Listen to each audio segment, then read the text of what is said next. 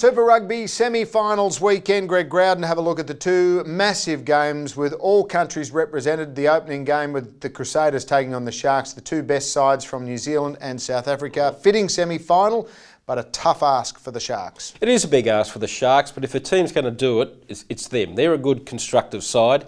How they held up against the Highlanders last week was terrific. And all kudos to the Highlanders. It was a tremendous performance. They've had a great season. Yeah. I wrote something in the week. I think they and the Waratahs are the great improving team of this year. They did a fantastic job. Their only problem they had last week, their pack wasn't good enough under pressure. Mm-hmm. The Sharks won it with their scrum. Couple of scrums close to the opposition line created tries, and that was the difference.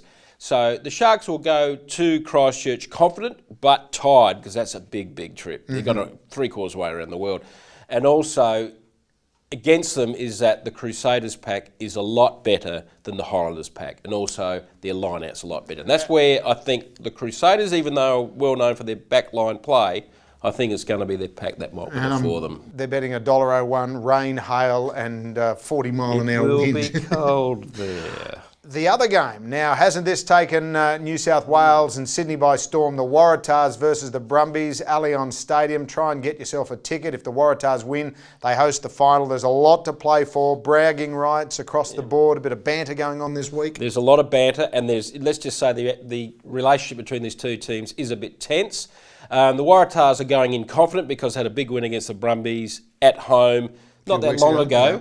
But still, this is a completely different game. The Brumbies were outstanding in that first 15 minutes, and they should have put the Chiefs away, but they went to sleep for a little while. But the Chiefs are always going to come back. Terrific side, but you've got to admire the Brumbies. They've changed their philosophy the last month or so. They're going for all-out attack. So no matter what, it's going to be a great semi-final, and I think it's going to be very, very tight. I think the Waratahs will get there. There won't be much in it. Why?